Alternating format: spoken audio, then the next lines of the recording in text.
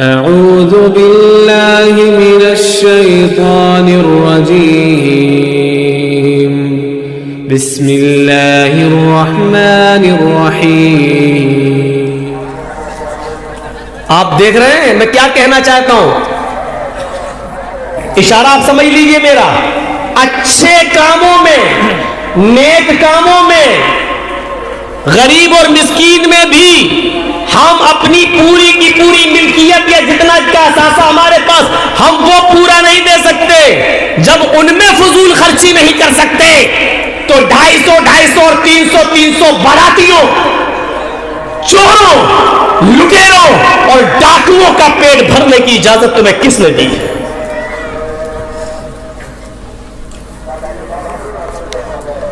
کون آ رہے ہیں؟ بارات آ رہی ہے. کتنے آدمی آ رہے ہیں؟ 200 آدمی آ رہے ہیں. 200 آدمی، یہ 200 لوگ نہیں ہیں، یہ 200 چور ہیں. برا لگے گا ان مولویوں کو بھی، برا لگے گا جو نکاح پڑھانے پہنچ جاتے ہیں، لگے گا.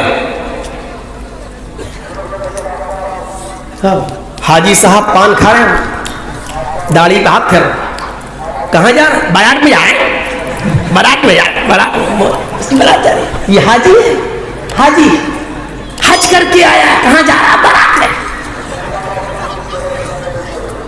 ہمارے پاس 1000 روپیہ ہے اور ہم جانتے ہیں کہ میری خلیری بہن، میری ممیری بہن، میری پھپھیری بہن بیمار ہے، اس کو ضرورت ہے، لیکن ہم پورا کا پورا 1000 روپیہ جب اس کو نہیں دے سکتے ہیں، یہ فضول خرچی مانی جا رہی ہے. جب ایک نیک کام میں نہیں دے سکتے ہیں تو چوروں پہ لٹایا جائے گا، ڈکیتوں پہ لٹایا جائے گا، جہیز پہ مال خرچ کیا جائے گا. اور راجہ بابو کو بائک، موٹر سائیکل خرید کے دی جائے گی، لے چلا اپنی ہیما مالنی کو بٹھا کے لے جا، اس کو دی جائے گی. یہ باتیں ہم بعد میں کہنا چاہتے تھے لیکن کنٹرول نہیں کر پاتا.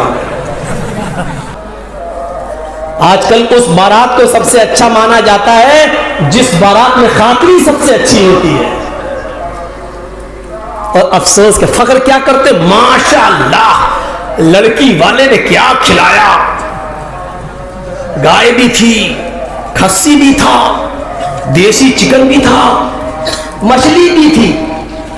اور یہ تعریف کون کر رہے ہیں؟ جو باراتی ہے، جو گئے تھے لڑکے والے کی طرف سے. یہ تعریف کس کی کر رہے ہیں؟ لڑکی کے باپ کی. ماشاءاللہ کیا دعوت. اس سے بہتر تھا کہ تم مر جاتا. اپنے منہ سے تعریف نہیں کرتا. جس کے گھر کھانا کھانے جانا ہی نہیں چاہیے تھا تو اس کے گھر کھانا کھا رہا ہے.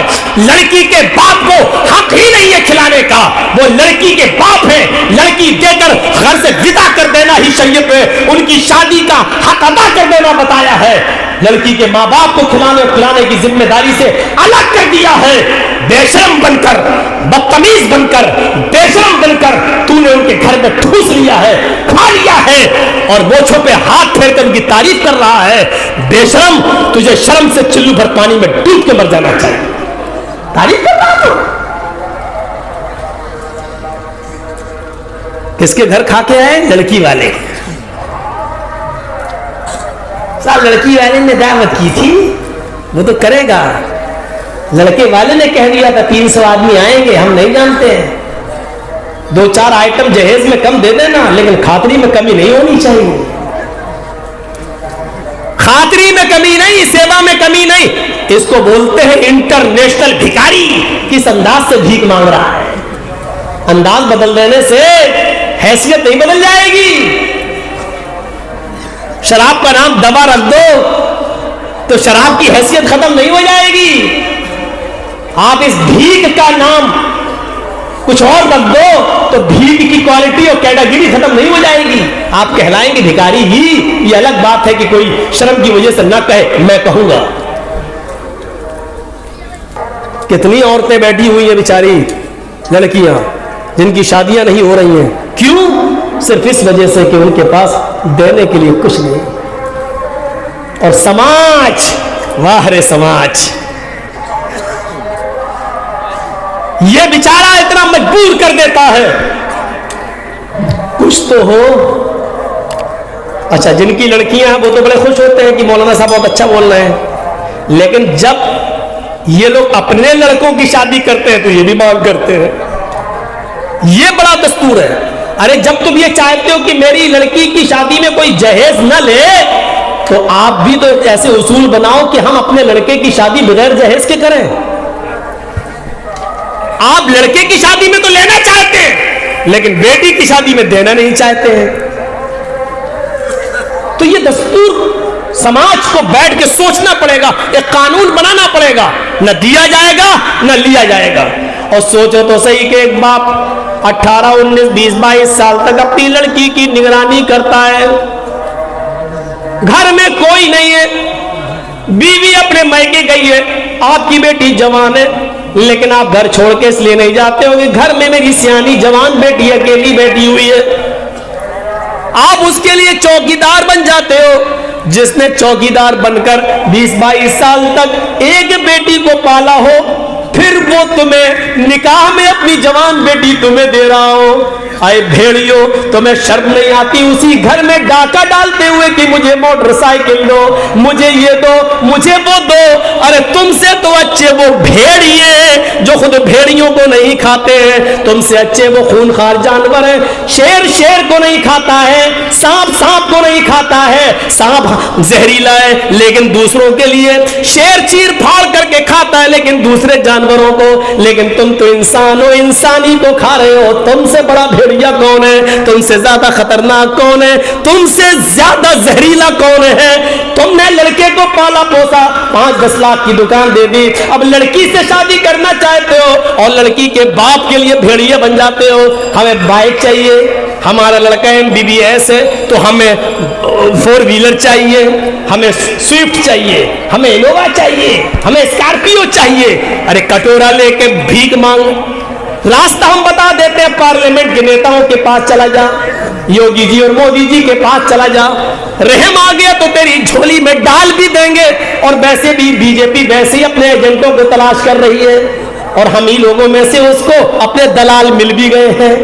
میرے بھائیوں, ہم کیا بتائیں اور کس طرف جائیں؟ ہم جانا نہیں چاہتے ہیں کہ اس گھر کو آگ لگ گئی گھر کے چراغ سے.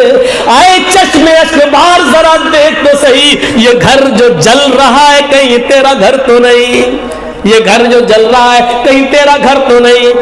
ذرا سوچو, ہم نے کبھی شیر کو نہیں دیکھا, وہ خطرناک ہے, لیکن کبھی شیر کو شیر پر حملہ کرتے ہوئے نہیں دیکھا.